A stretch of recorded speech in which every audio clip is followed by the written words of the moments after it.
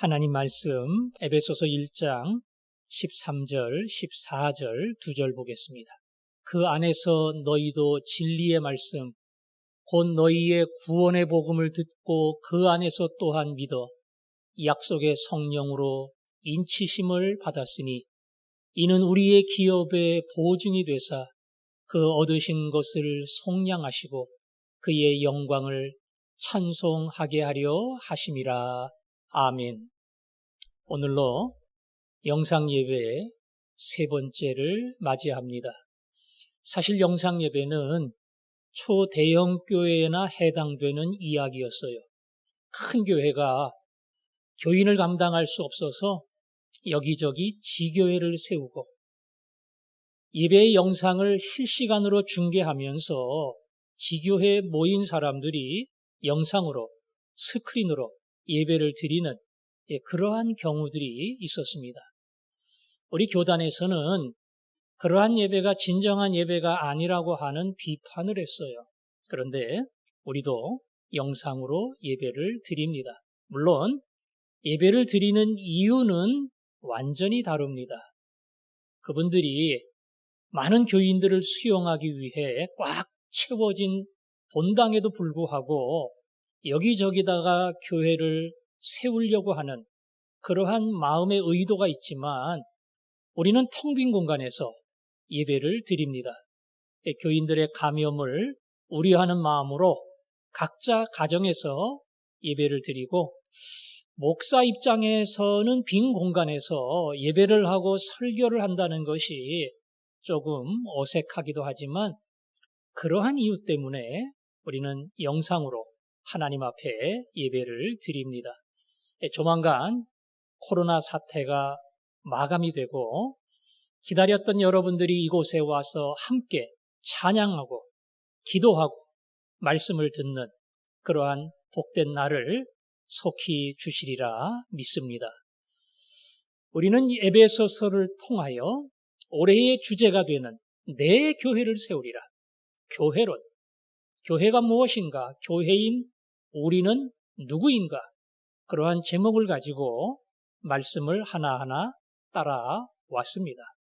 특별히 1장 3절부터 성부 하나님께서, 성자 예수님께서, 그리고 성령 하나님께서 나를 구원하기 위하여 어떠한 일을 하셨는가? 그것을 한 가지 한 가지 설명해 갔습니다. 창세전부터 벌써 내 이름을 점찍어 놓으셨다.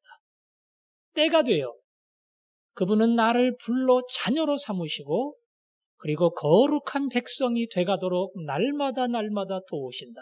이것이 하나님이 하신 일이고 감사와 찬양의 제목이었습니다. 예수님은 그 생명의 대가를 지불하심으로 그 안에서 우리로 죄 용서를 받게 하셨고 예수 그리스도의 구원의 은혜는 비밀처럼 감추어진 거지만 어느 날 그 비밀이 열려 우리로 보게 하셨고 그 은혜의 참여함이 오늘로 끝나지 않고 훗날 영광의 통일의 자리까지 이르게 하셨고 더 나아가 우리가 예수 안에서 하나님의 기업, 하나님의 재산 목록 1호가 되었다. 그리스도 안에서 이러한 놀라운 일이 벌어졌다. 이것이 예수님이 우리를 위해 하신 일입니다. 오늘은 세 번째, 성령 하나님이 저와 여러분의 구원을 위해 무슨 일을 하셨는가? 그것을 13절, 14절이 우리에게 소개합니다. 먼저 13절 보면 이렇게 나와 있지요. 그 안에서 너희도 이렇게 시작을 해요. 그 안에서 너희도 기억을 하시는가 모르겠지만 너희도 하고 부르는 이 인칭 대명사가 그 앞에서는 다른 호칭으로 나와요. 위에 12절에 보면 너희도가 아니라 이는 우리가 이렇게 나오지요. 우리가. 12절 위로 쭉 올라가면 3절부터 12절까지 계속 우리가 우리에게, 그리고 우리를 인하여 이렇게 우리라는 호칭을 썼어요. 그런데 여기는 너희도 이렇게 바꾸었습니다. 바울이 바꾼 의도가 있을 거예요. 우리는 누구냐? 우리는 유대인을 가리킨다고 보면 됩니다. 바울도 유대인이고 예수 믿는 유대인을 가리켜요. 왜냐하면 12절에 보면 이는 우리가 그리스도 안에서 전부터 바라던 그랬죠? 그리스도 안에서 전부터 바라던 이 말은 메시아로 오실 예수 그리스도를 바라던 우리다. 그랬으니까 성경 말씀을 받은 사람들이고 유대인들을 가리키는 겁니다. 그래서 우리 할 때는 유대의 예수 믿는 사람들. 반면에 너희도 할 때 너희는 누구예요? 편지를 받는 에베소의 성도들입니다. 쉽게 말하면 지금 터키 땅에 살아가는 이방인 외국인이에요. 유대인이 아니고 성경을 받은 적도 없고 말 그대로 전혀 성경과 관계없이 살아온 그 사람들이 너희도 여기에 해당되는 사람들입니다. 바울은 우리가 그리고 너희도 이렇게 표현을 했어요. 이 달리 두 진영의 두 부류의 사람을 표현한 이유가 있어요. 우리하고 너희는 절대로 하나 되지 못합니다. 중간에 높은 장벽이 있어요. 우리는 유대인이거든요. 유대인은 영적 교만이 있습니다. 우리는 하나님이 택한 선민이야. 천국은 우리만 가. 너희들이 아무리 대단하고 거대하고 힘써도 니들은 다 지옥 백성들이야. 그런 영적인 자부심이, 교만함이 유대인들에게 있었습니다. 그러면 이방인들은요? 이 사람들은 피해 의식 속에 살았습니까? 아니에요. 헬라인을 중심으로 하는 이방인들은 지적인 자부심, 학문적 혹은 문화적 그런 자부심이 있었어요. 철학과 모든 것이 거기에서 나왔기 때문에 유대라고 하는 이 작은 나라의 사람들을 우습게 봤고요. 모든 지혜와 지식이 여기서 나온다. 그런 나름대로의 교만함이 있었습니다. 그러니까 유대인과 이방인은 절대 하나가 될 수 없는 두 부류의 사람들이에요. 그런데 바울은 이야기합니다. 우리가 하나님 아버지의 복을, 예수님의 복을 받은 것처럼 너희도 동일하게, 이방인인 너희도, 외국인인 너희도 동일하게 하나님의 복을 받는 백성이 되었느니라. 우리와 너희가 장벽으로 갈라져 있지를 않고 완전히 동일한 백성, 동일한 사람으로 하나가 되었다. 이것을 강조하는 겁니다. 누구든지 그리스도 안에 있으면 새로운 피조물이라. 이전 것은 지나갔으니 보라 새 것이 되었도다. 그 사람이 유대인이든 이방인이든 민족은 관계없어요. 백인이든 황인이든 흑인이든 어떠한 인종도 관계가 없어요.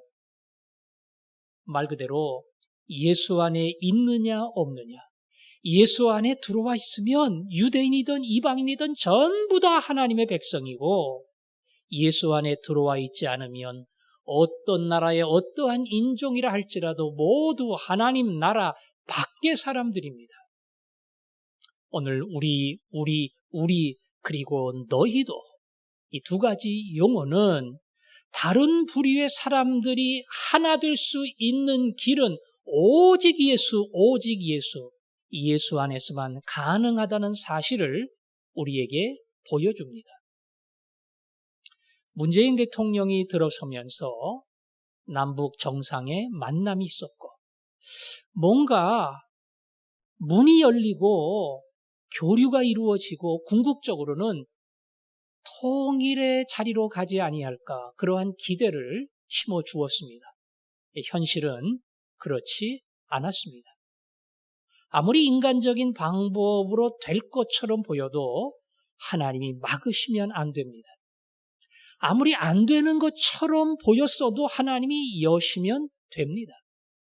혹 통일이 되더라도 벌써 70여 년의 세월 동안 공산주의 사회에서 태어나고 공산주의 이념 속에서 유물론을 가지고 살다가 노인이 된 혹은 젊은이가 된 이 공산주의 세계의 사람들하고 자유민주주의에 사는 사람들하고 하나가 된다는 것은 어떤 정신적인 구조와 체계상 굉장히 어려운 겁니다.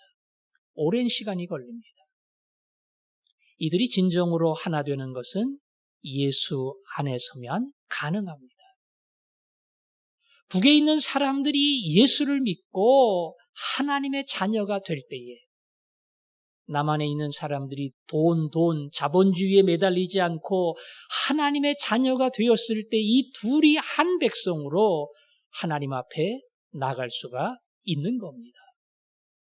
그래서 통일이 되면 남한의 목사님들이 북한에 많이 가야 돼요. 복음을 듣지 못한 그 땅에 가서 복음을 전하고 쓰러진 교회를 세우고 예수를 만나게 하고 공산당 사상에 예수의 믿음이 들어갈 때에 공산당 이념은 안 바뀌지만 예수 안에서 남쪽에 믿는 자와 하나 되는 이 놀라운 역사가 이루어지는 겁니다. 개인적으로는 우리가 어떠한 배경을 갖고 있든지 관계가 없어요. 유대인이든 이방인이든 믿음의 가정이든 믿음의 가정이 아니든 불교와 유교의 골수 분자라고 할지라도 철저한 무신론으로 살아온 집안이라고 할지라도 예수의 옛자도 들어본 적이 없다. 그런 사람이라고 할지라도 주님이 부르시고 그 앞에 나오면 예수 안에 한 백성이 되고 한 자녀가 됩니다. 성령은 어떤 곳에서도 그가 원하시는 사람을 불러내시고 하나님의 백성, 하나님의 자녀로 삼으시고 우리의 모든 환경과 관계없는 거룩한 백성으로 하나가 되도록 만들어 주십니다. 여러분과 제가 그 은혜를 입은 사람들이고 그 은혜 때문에 우리 모두가 예수 안에서 하나가 된 줄로 믿습니다. 두 번째, 오늘 성경은 중요한 사실을 우리에게 전달해 주는데요. 13절에 보니까 너희도 진리의 말씀 곧 너희의 구원의 복음을 듣고 그랬죠? 그 안에서 또한 믿어. 진리의 말씀 곧 너희의 구원의 복음이다. 간단히 말하면 뭘 얘기하는 거예요? 말씀, 성경을 이야기하는 겁니다. 이 성경 말씀을 통해서 성경 말씀으로 인해서 복음을 듣고 그리고 믿어 하나님의 자녀가 된다는 거예요.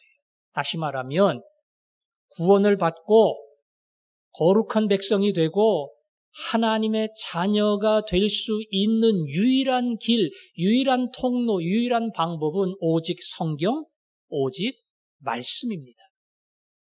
로마서 10장에 보면 그러므로 믿음은 들음에서 나오고 들음은 그리스도의 말씀으로 말미암았느니라. 믿음은 말씀을 들음으로 나온다는 거예요. 그래서 들음으로 듣는 것은 말씀으로 말미암는다. 우리의 구원과 우리가 하나님의 백성 자녀 되는 모든 길은 오직 말씀, 성경으로 인하는 것인 줄 믿습니다. 가끔 세례 교육을 시킬 때 보면 구원 간증문을 써와라. 그러면 나름대로 씁니다. 때로는 억지로도 씁니다.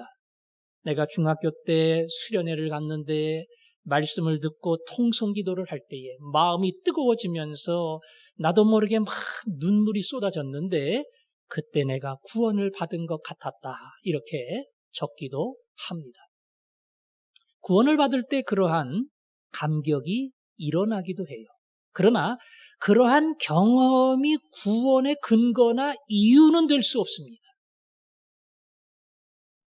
교회를 꾸준히 다니면서 결석하지 않고 주의를 지켰어요. 헌금도 꼬박꼬박 했습니다. 직분도 받았습니다. 내가 이쯤 했으면 나는 하나님의 구원받은 자녀일 거야. 그렇게 생각할 수도 있습니다. 그러나 어찌 보면 그것은 구원받은 결과지 그것이 구원의 이유나 근거가 되지 못해요. 구원의 근거와 이유는 오직 성경을 통해서, 말씀을 통해서 나옵니다. 이 말씀을 통해서 나 같은 죄인이 나를 위해 죽으시고 부활하신 예수님 만나 죄 용서함 받고 하나님의 자녀가 되었다. 이 말씀을 깨달을 때에 그때 때로는 마음이 뜨거워지고 감격의 눈물을 흘리고 열심히 교회를 섬기고 봉사하는 그러한 사람으로 바뀌는 겁니다. 그래서 말씀을 잘 듣는 게 중요해요. 말씀을 잘 배우는 거 중요합니다.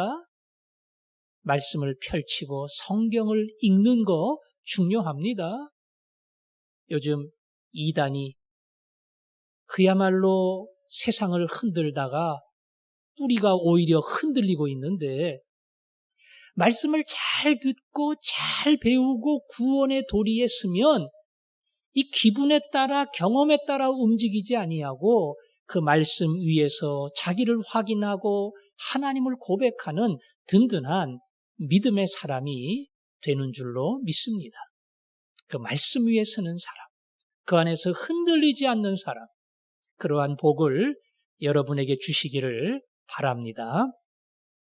자, 그리고는 13절 맨 끝에 보니까 구원의 복음을 듣고 그 안에서 또한 믿어 약속의 성령으로 인치심을 받았다. 인친다는 거 뭐예요? 도장을 찍는다는 겁니다. 인을 찍듯이 도장을 찍고 사인을 한다는 거예요. 내가 했다, 내가 책임진다, 그런 뜻입니다. 성령의 인을 치고 성령의 도장, 성령의 사인을 우리에게 해줬다는 겁니다. 이게 뭘 말하는 걸까? 오순절 개통의 순복음에서는 이것이 제2의 체험이다. 그리고 이것이 성령의 세례다. 이렇게 해석을 합니다. 구원을 받았어요. 그러나 구원받은 것으로 끝나지 않고 두 번째 체험이 있는데 그것은 성령의 인치심이다. 그것이 성령의 세례다. 그 성령의 세례를 받으면 어떠한 일들이 나타나는가? 방언을 하게 된다. 그리고 은사가 나타나고 능력이 나타나는 그러한 하나님 앞에서 새롭게 또 다른 쓰임받는 종이 된다. 그래서 구원받은 사람은 그거로 끝내면 안 되고 두 번째 은혜, 성령의 세례, 성령의 인치심을 달라고 기도를 해야 되고 기도를 하다 방언이 터지면 그게 바로 두 번째 하나님이 주시는 성령의 은혜고 세례다. 이렇게 해석을 합니다.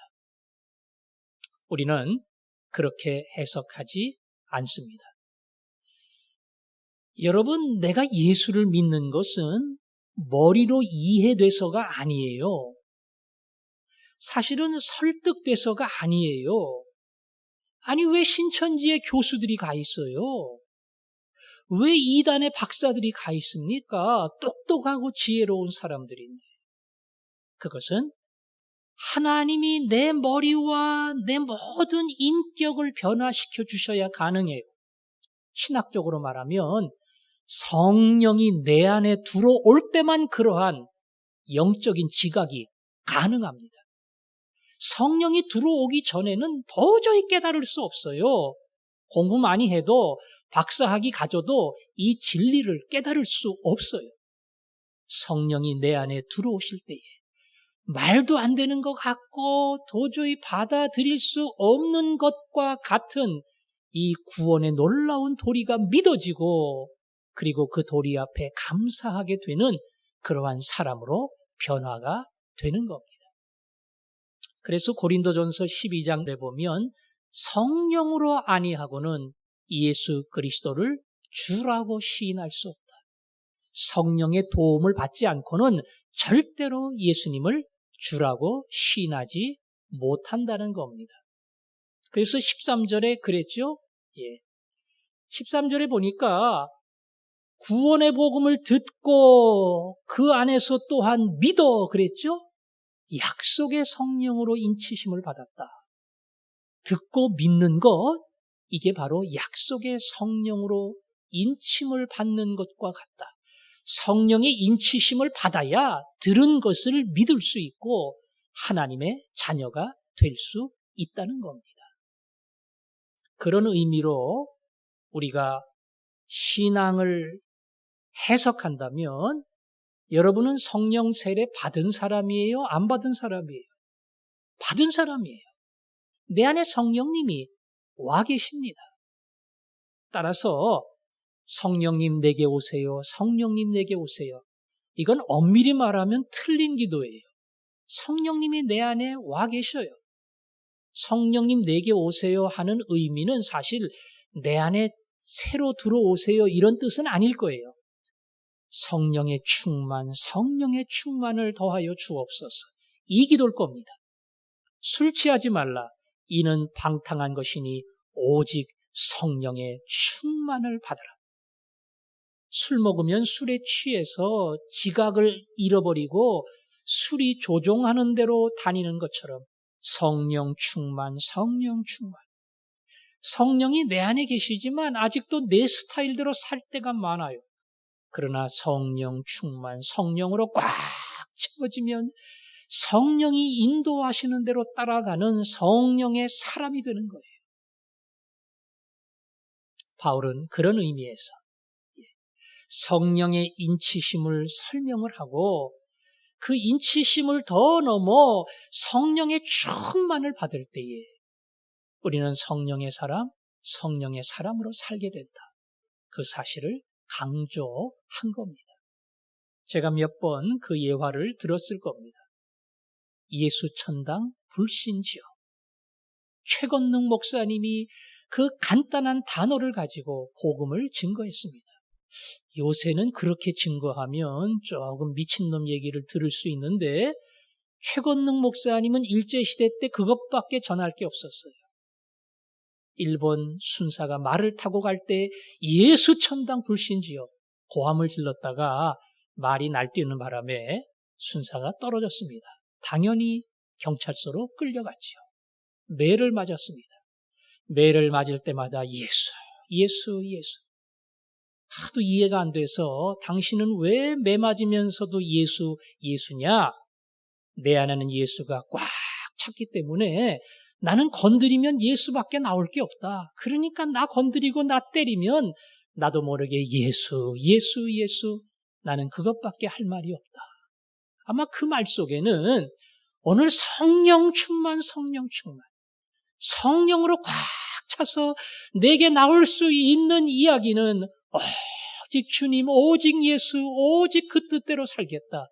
나는 아무리 힘들고 어려워도 이것밖에는 고백할 게 없고 이것밖에는 내가 붙들 게 없다.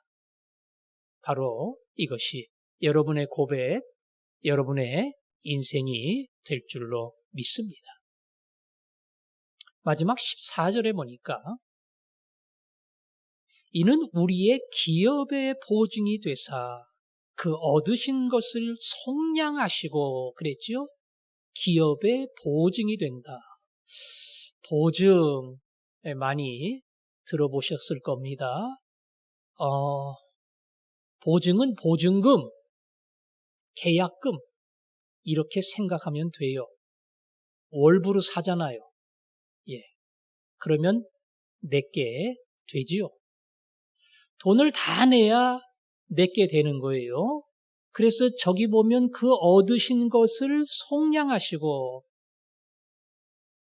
하나님이 얻으신 것을 하나님이 얻은 우리를 속량하시고 원문대로 하면 속량하기까지 온전히 구원하고 깨끗게 할 때까지 성령은 우리의 보증금이 되신다. 그 말이에요.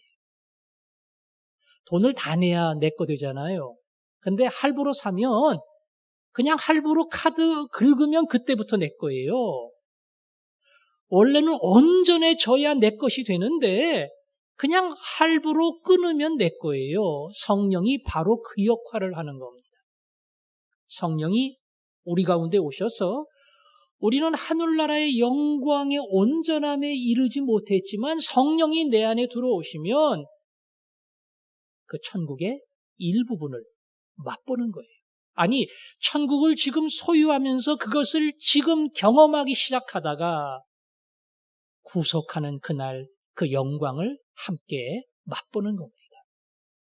그렇게 성령은 우리 가운데 오셔서 하나님이 우리에게 주시는 보증금, 예약금과 같아서 이것을 경험하고 이것을 맛보고 훗날 거룩한 영광이 있다는 것을 알아라.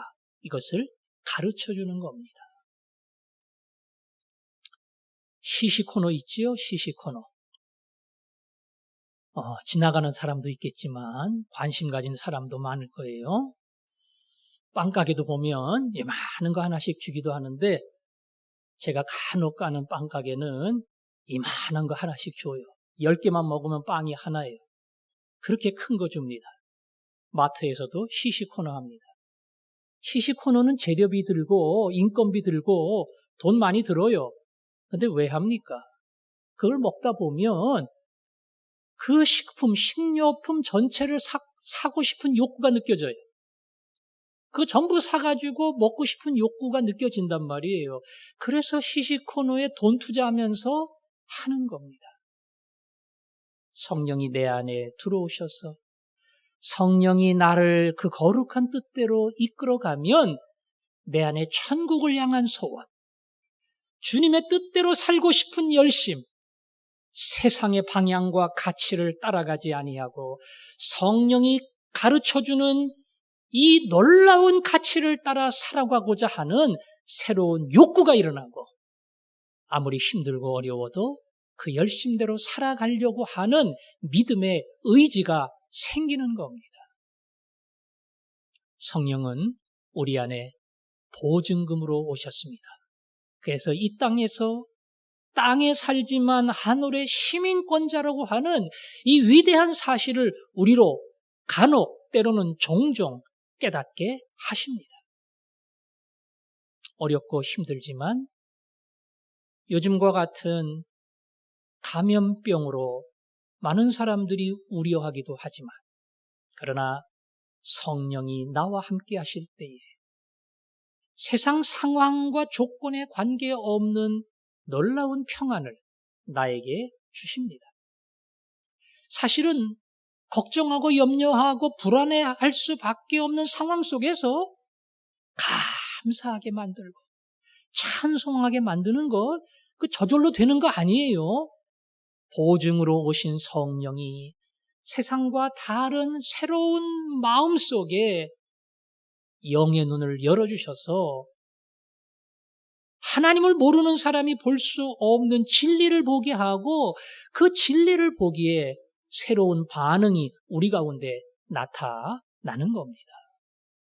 성령은 우리에게 믿음을 주시고 성령은 우리에게 담대함을 주시고 세상을 살아가되 그 모든 길을 세상의 흐름에 끌려가지 아니하고 성령이 인도하는 성령의 방향대로 따라가는 거룩한 사람으로 만들어 주십니다.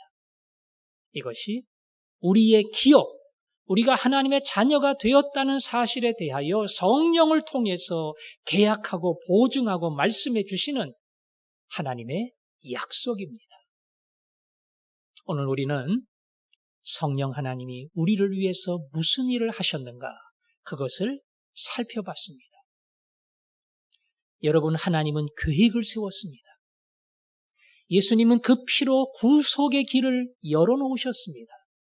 그러나 그것이 내 마음속에 문이 열려 받아들일 수 있게 하는 거, 이거는 성령님이 하십니다. 성령님이 인치시고 도장을 찍어서 외적인 구원의 부름을 내적 부름으로 받아들이고 영접하여 하나님의 자녀가 되게 합니다. 그리고 하늘나라의 영광을 여기서 경험하고 맛보고 시식하면서 나중에 천국의 영광이 나에게 있을 것이다. 그것을 기대하며 이 땅을 살게 하십니다. 여러분, 우리 모두는 예수님을 믿는 사람, 우리 마음속에는 성령 하나님이 들어와 있는 성령의 사람인 줄로 믿습니다. 예수를 믿고 살아가면서 종종 여러분의 마음속에 주님을 만나는 그날 얼마나 좋을까, 이런 생각이 들 때가 있을 겁니다. 종종은 아니더라도 간혹 들 때가 있을 거예요. 세상이 너무 힘들면, 고달프면 이 모든 것을 잊을 수 있는, 이 아픔과 고난과 그리고 이 무거운 짐을 벗을 수 있는 우리 주님을 온전히 만나는 그날은 얼마나 좋을까, 그런 마음에 소망과 기대가 생길 때가 있을 겁니다. 그건 바로 성령이 내 마음속에 주는 소원입니다. 그 성령의 소원을 붙들고 살아갈 때마다 고난의 길을, 어려움의 길을 우리는 하늘을 바라보며 당당히 걸어가는 믿음의 사람이 되는 겁니다. 복잡하고 그리고 조심해야 될 이 하루하루를 살아가면서 우리 마음속에 성령이 주시는 평강이 있는 줄로 믿습니다. 철저하게 위생을 지키며 살아가지만 어떠한 상황에도 나는 겁나지 않는 하나님의 백성이다. 여러분이 그 믿음을 가지고 이 땅을 당당히 살아가는 하나님이 택한 거룩한 민족, 거룩한 백성인 줄을 믿습니다. 우리가 그 마음을 가지고 살아갈 때에 주여, 여기서 우리가 주님을 붙들고 살아가면 주님을 배워옵는 그날은 얼마나 큰 영광일까, 얼마나 큰 영광일까. 이것이 우리 마음속에 새로운 소망으로, 감동으로 일어나게 됩니다. 우리가 그 마음을 가지고 찬양을 합니다. 구주를 생각만 해도 이렇게 좋거든. 주 얼굴 배울 때야 얼마나 좋으랴. 주님, 이 땅을 살아가면서 예수 고백하는 것은 내 안에 성령님께서 내 마음을 만지시기 때문이에요. 예수님 감사합니다. 예수님 감사합니다. 그 다음에 나오는 고백, 주님을 온전히 만나는 그날, 이 감사와 찬양이 하나님 앞에 드려질 줄 믿습니다. 우리 그날을 기대하면서 찬양합니다. 구주를 생각만 해도 이렇게 좋거든.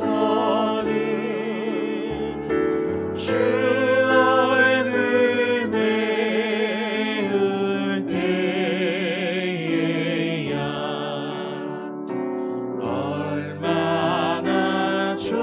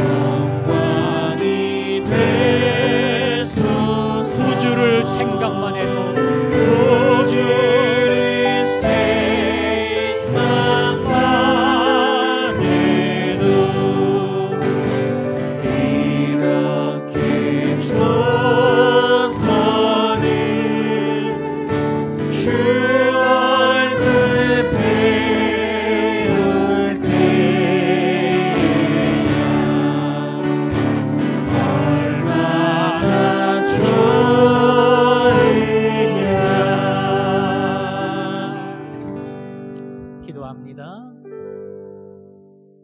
내 마음 속에 거룩한 성령님이 계신 줄로 믿습니다.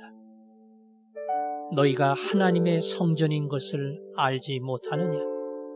그 성전을 더럽히면 하나님이 너희를 멸하시리라. 거룩한 성령이 내 안에 계셔서 땅을 보지 않고 하늘을 보게 합니다. 세상 바람에 흔들리지 아니하고 성령에 붙잡힌 사람이 되게 합니다. 이 시간 기도하면서 하나님, 성령의 음성을 듣게 하여 주옵소서. 성령의 소원을 알게 하여 주옵소서. 성령의 지시대로 순종하게 하여 주시고, 그래서 성령으로 인해 날마다 감사하며 찬양하는 백성 되게 하여 주옵소서. 우리 한 사람 한 사람을 성령의 사람으로 붙들어 달라고 우리 한 목소리로 기도하겠습니다.